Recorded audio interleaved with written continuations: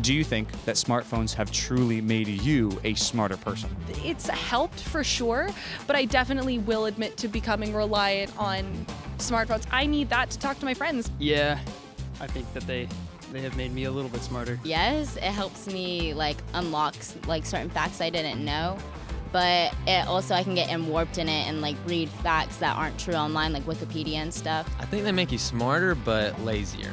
Can an inanimate object like a smartphone actually affect someone's quality of life? I mean, I think it can, both positively and negatively. Positively, it's convenient, it allows us quick access to a lot of information, there's safety positives that come along with that, but also think negatively as well. I mean, if we're spending 3 to 4 hours a day on our cell phones, that could take us away from doing a lot of other important things.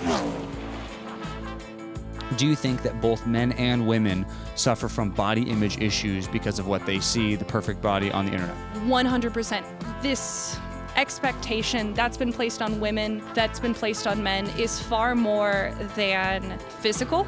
It's emotional, it's social, it's spiritual. A lot of people pertain women to body issues and looking at other Instagram models and stuff, but men do suffer from that too. Do you think that smartphones contribute to body image issues? Yeah, I think that's a major, major issue going on with our youth today. What happens is we are comparing our worst reality to someone else's best. And oftentimes, whenever we do that, we don't feel like we measure up. And that, as a result, can lead to very significant negative body shaming or body issues, particularly with young women. Do you think people have become more content with their lives or less content by having social media and things like that? I feel less content because people tend to look at the likes that they have or the comments that people make, and they just don't focus on their own opinions. They more divert it to other people's opinions and what they think of them. Less content because you see everything out there that you think that could be you, but you don't have at that moment. And so it really makes you less content with what you've been given in life and less gracious for that. I think definitely less content with their lives. I know that the knowledge is power and ignorance is bliss. Allen, can you speak on the effects the smartphone has on people's personal happiness and contentment with what they have? I think that it can really, really hinder us from really being able to embrace or to be grateful for what we have, because we are bombarded so often being on our phones, particularly being on social media, and it's so easy for us to covet what we see everybody else having. And all of those things are tied to how much time we spend on our phone, which could really ultimately affect our happiness or our quality of life. Do you think that smartphones have positively or negatively affected people's relationships, family to family, friend to friend, boyfriend, girlfriend? I think they were damaging relationships because they weren't being used as a tool to supplement them. Anything that is not done in moderation can be very bad for you. So with family-wise, I feel it's kind of diminished the whole family dinner thing, or hang out with your family more because you're always on your cell phone, you're always doing something. But with relationships, I feel it kind of has helped. For kids today, do you think phones help or hurt them forge those strong relationships with other people? Phones can really, really hinder us from really forging those genuine, authentic, vulnerable, transparent relationships with people, because there's just some things that cannot be formed through texting. Do you think smartphones have made people in general, not just you, but just people in general, think it's made them more kind or meaner? I think it's made people meaner. I actually don't know. I just have really noticed a difference in the way people are online, and then in person online you might get kind of keyboard courage and behave a certain way when no one's at your shoulder seeing what you're doing, but then face to face people are a little bit more self-controlled. So I just say different. I don't think these devices in themselves have the power to make us better or worse, but it really just brings out who we really are. With a tap of your thumb, you can learn everything there is to know about magnets, Elon Musk, or the oldest rug in the world. But does this access to all the information in the world make us the smartest generation so far? Do you think our generation is the smartest generation ever? No.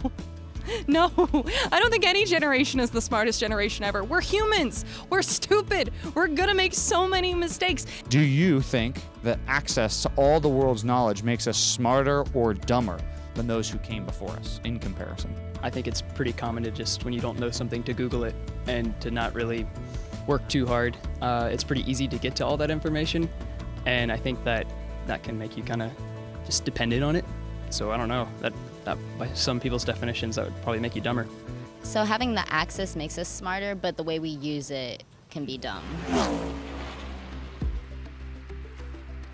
How many times have you looked up a controversial topic like climate change, the border wall, or even GameStop stock? Remember that? And read about it for 5 minutes, and then feel like you've gotten to know everything there is to know. We live in a fast-paced world, and unfortunately, we'll listen to pretty much anything said authoritatively on the internet. But is that the best way to think through big ideas? It really makes you wonder, how exactly has today's technology taught us how to think?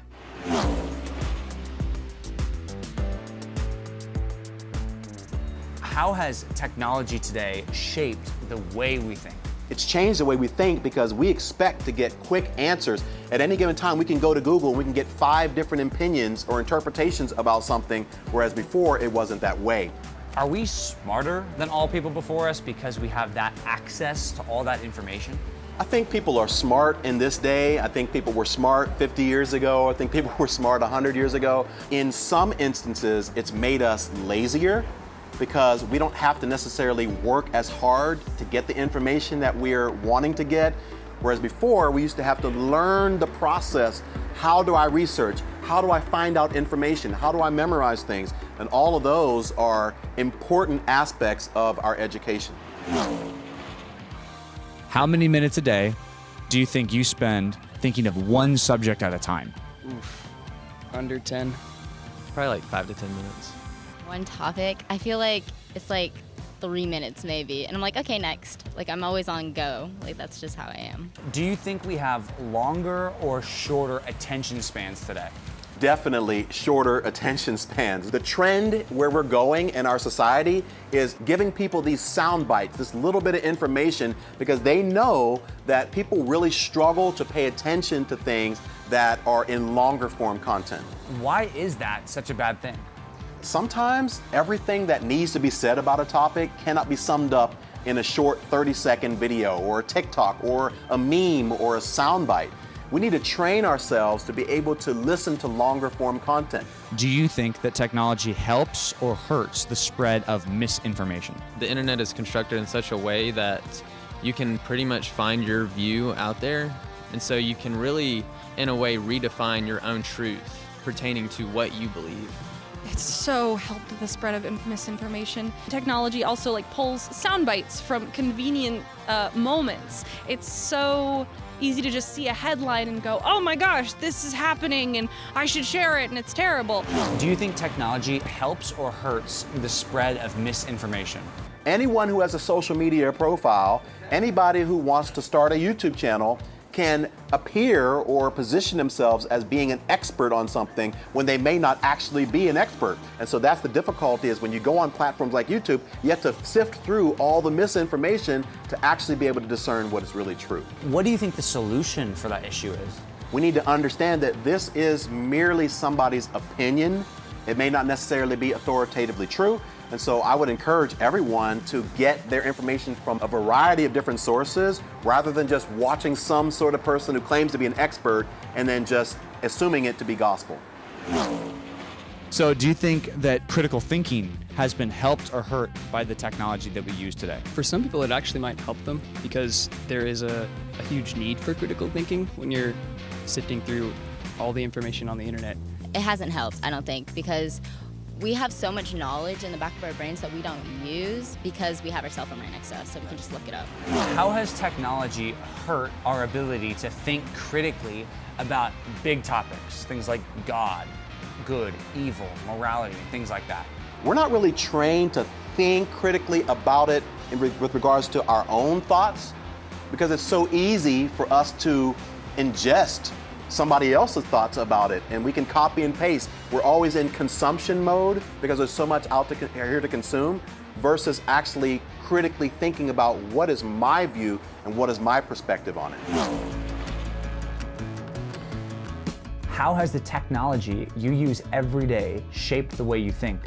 Do you have the patience to think critically about big ideas like politics, philosophy, or God? Or are you easily distracted by every notification your phone throws at you? You're probably thinking this whole examination has been exhausting and maybe even personally challenging. And I feel you, but before you throw your phone out the window, let's see if we can focus on one big solution to our bad tech practices. So if someone were addicted to their phone, let's just say someone came up to you and said, I'm totally addicted to my phone, I can't even help it, what would you tell them to do? Put your phone in a closet, don't touch it or anything, and just go outside and explore for a little bit. The nuclear option is to go to something like a flip phone, and they probably wouldn't want to do that. But if they were willing, I would say you should do that. Find something that gives you joy. Find a passion.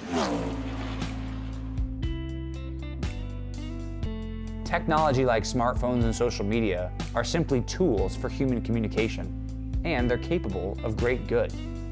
I mean, you're probably watching this on your phone right now. But as we can all attest, modern tech is capable of keeping us constantly scrolling and consuming to no real end. This can lead to depression and contribute to anxiety, and even push us to suicide. Do you think that technology has made you become a more spiritual person? No. I think in general, it's just pulled me more towards entertainment and wasting time than it has towards studying my Bible or reading books about the Bible. I would say less, and not redeeming the time like I should be as a Christian. Why is allowing technology to distract us from knowing God such a big deal? Well, I think it's dangerous because all the time that we're spending on social media or video games, or sadly in many cases looking at pornography or anything inappropriate on the web, is time that we could be spending on fostering that intimate relationship with God if we allow technology to dominate the way we think and the way we spend our time. Can you explain why God deserves all of our attention? Let's just think about Jesus for just a moment. When you think about Him giving His life on the cross to pay a price for our sins that we could never pay, who would be more fascinating to get to know in this world than Jesus? He gave His life for us. Are there any ways where tech can actually help us focus on God more? Yeah, so I think that technology can be used for righteous purposes and unrighteous purposes. And some of the righteous purposes is what we can take advantage of as believers. When you think about being able to do a Bible study via Zoom, or getting onto a live stream from one of your favorite pastors, all of these are ways that technology can actually help us develop a better relationship with God. Technology is a gift given to us by God, but no gift is ever more valuable than the giver. Are we suggesting you get rid of your phone and move to the woods? Absolutely not. But we are asking you to be wise, thoughtful, and spiritually discerning. Who is your master? The phone or your Savior?